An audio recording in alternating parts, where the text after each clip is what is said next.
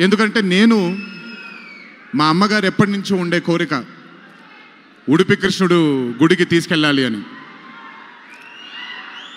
నేను తీసుకువెళ్ళినప్పుడు thank you to Rishabh sir లేకపోయి ఉంటే మాత్రం ఆ దర్శనం కానీ ఆ భాగ్యం కానీ కలిగేది కాదు.